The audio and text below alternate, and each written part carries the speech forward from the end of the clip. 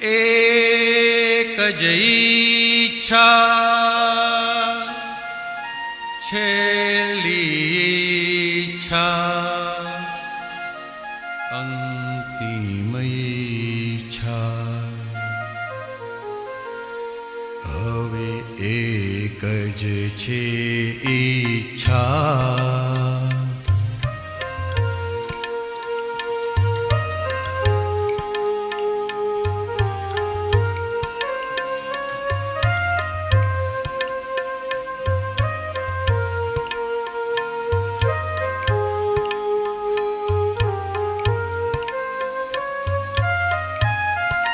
હવે એક જ છે ઈચ્છા, જગત કલ્યાણ કરવાની. હવે એક જ છે ઈચ્છા, જગત કલ્યાણ કરવાની.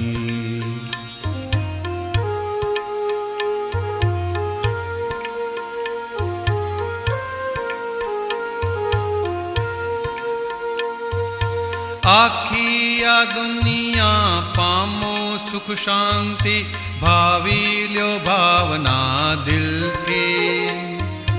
દુનિયાની અંદર તું એ ફરે છે, કલ્યાણ કરશે શિવશ્રી. થશે કેવળ સતકામી,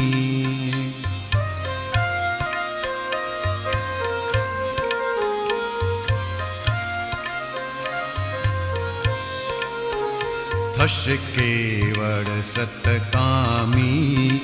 તેને શાતા જ મળવાની. હવે એક જ છે ઈચ્છા, જગત કલ્યાણ કરવાની.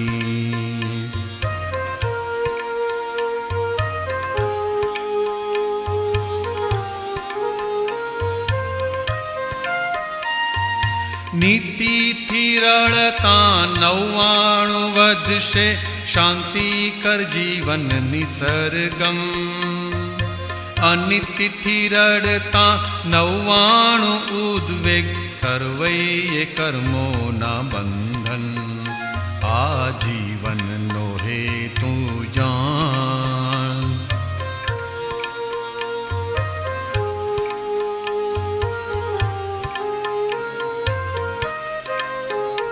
આ જીવનનો હેતુ જાણ. છે સિદ્ધિ જ માનવને તરવાની. હવે એક જ છે ઈચ્છા, જગત કલ્યાણ કરવાની.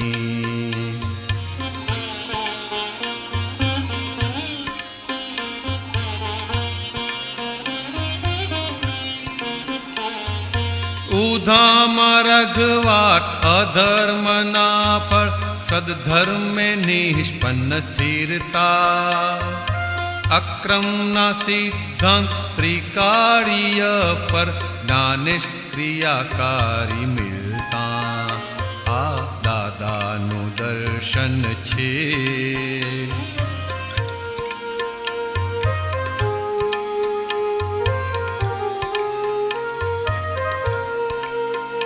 આ દાદાનું દર્શન છે. જગત કલ્યાણ સંપ્રાપ્તિ.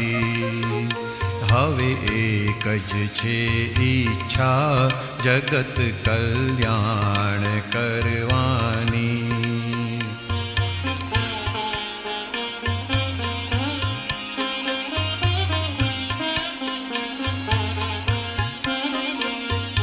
સહેજે મળેલી પ્રાપ્ત ફરજને, નિષ્ઠાથી બજવે માનવ.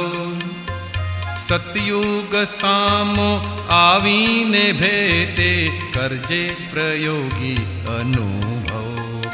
તારી અંદર છે પરમાત્મા,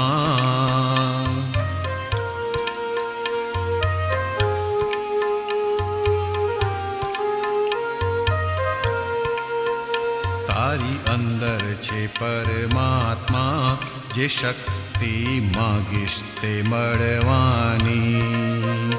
હવે એક જ છે ઈચ્છા, હવે એક જ છે ઈચ્છા, જગત કલ્યાણ કરવાની, જગત કલ્યાણ કરવાની.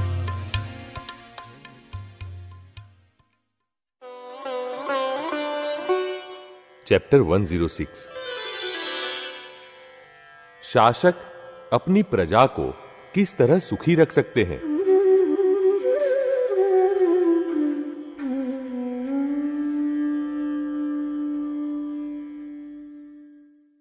वास्तव में ज्ञानियों को समझ पाना बहुत ही मुश्किल है. ज्ञानी पुरुष जो कहना चाहते हैं उसे ज्यों का त्यों यथार्थ रूप में कोई समझ नहीं पाते और अपने हिसाब से ही उसका अर्थ घटन करते रहते हैं. इसलिए ज्ञानी पुरुष के मिलने के बावजूद भी संसार रूपी सागर से हम पार नहीं उतर सकते. ज्ञानी पुरुष की गुह्य बात के पीछे का आशय, अंतर आशय नहीं समझ पाने से कैसे अनर्थ हो जाते हैं, इस बारे में ज्ञानी पुरुष दादा भगवान ने भगवान श्री राम के जीवन की एक घटना का सुंदर विवेचन किया है. श्री राम जब वनवास जा रहे थे तब उन्होंने अपने छोटे भाई भरत को बुलाकर प्रेम से समझाया, भैया हमारी इस प्रजा को जरा भी कष्ट न हो, इसका पूरा ख्याल रखना. भरत ने उत्तर दिया, प्रभु आपकी इच्छानुसार ही होगा. और फिर राम वनवास चले गए. राजा भरत ने सिंहासन पर श्री राम की चरण पादुका रखी और स्वयं एक छोटी सी कुटीर में साधु का जीवन व्यतीत करने लगे. राम की प्यारी प्रजा को दुख न हो, इस बात का पूरा ख्याल रखने लगे. मगर 14 वर्ष के बाद जब राम वापिस आए, अयोध्या नगरी में प्रवेश किया, तो पेड़ पौधे, नदी नाले, खेत, नगरवासियों की हालत देखकर आश्चर्यचकित रह गए. तुरंत भरत को बुलाया और शांति से पूछा, भैया भरत, यह पूरा नगर श्मशान की भांति वीरान सा क्यों लग रहा है? पेड़ पौधे क्यों सूख गए हैं? खेत क्यों वीरान है? नगरवासी क्यों बीमार जैसे जान पड़ते हैं? मैंने तुम्हें विशेष रूप से सूचना दी थी कि प्रजाजनों को किंचित मात्र दुख न हो, इस बात का विशेष ख्याल रखना. यह सुनकर राजा भरत दोनों हाथ जोड़कर मस्तक झुकाए बोले, प्रभु मैंने आपकी आज्ञा का संपूर्णतः पालन किया है. श्री राम कुछ आगे बोले उससे पहले ही राजा भरत कहने लगे, प्रजाजनों को कष्ट न हो, वे सुखी रहे, इसलिए उन पर पहले लगाए हुए तमाम कर माफ कर दिए. खेती बाड़ी पर लगाया हुआ पूरा महसूल माफ कर दिया और राज्य की तिजोरियां प्रजाजनों के लिए खोल दी गई. इस तरह प्रजाजनों व किसानों से वसूल की जाने वाली रकम की वसूली बंद करके राज्य की तिजोरियां प्रजाजनों के लिए खाली कर दी गई है. इस तरह प्रजाजनों को जरा भी दुख न हो, इसलिए जोर जबरदस्ती करने के बजाय बहुत ही उदारता अपनाई गई है.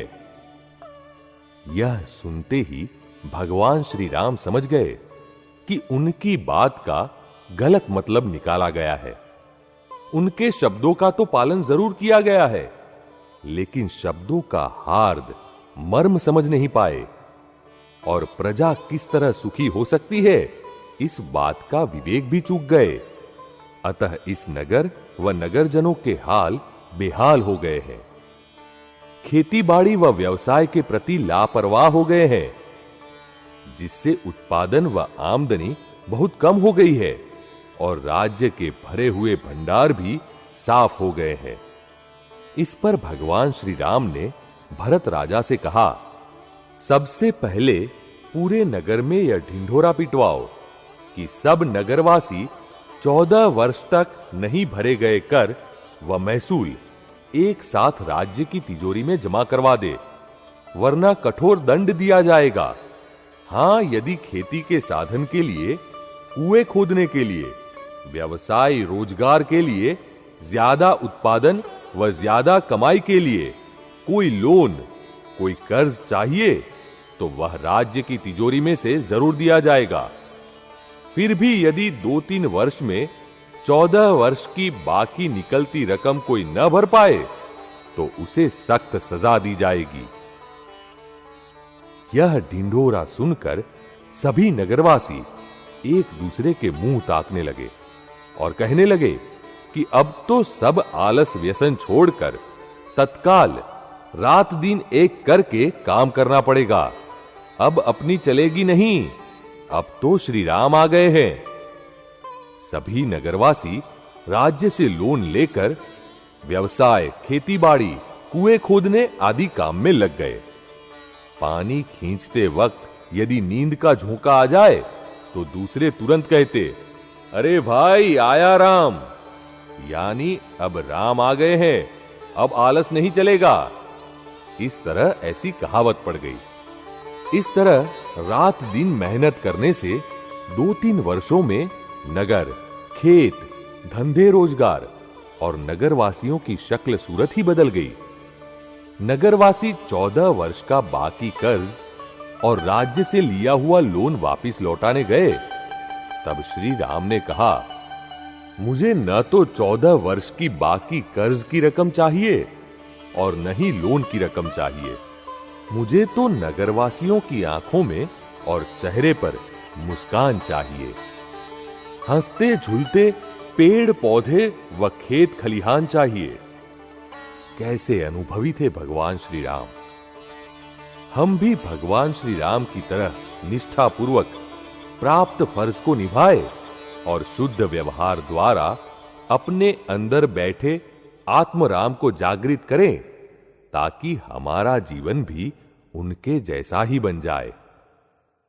इसके लिए एक सत्पुरुष को खोजकर उनके चरण कमल में सर्वभाव समर्पण करके बरतने की, जिए जाने की जरूरत है। किसी भी ध्येय को सिद्ध करने के लिए उस ध्येय पर सिर्फ 14 वर्ष सिंसियर रहें तो वह ध्येय सिद्ध हो जाता है। 14 का अंक बहुत जगह उपयोग में लिया गया है। उस पर से अंदाज लगा सकते हैं कि 14 के अंक का क्या मूल्य है। 14 वर्ष का राम का वनवास, 14 राजलोक, 14 गुण स्थानक, आत्मा की प्रगति के लिए 14 सीढ़ियां। अंत में हम सिद्ध गति को पाने वाले भगवान श्री राम को नमो सिद्धाणम द्वारा नमस्कार करके सिद्ध गति में जाने का हमारा अपना लक्ष्य भी निश्चित कर लें।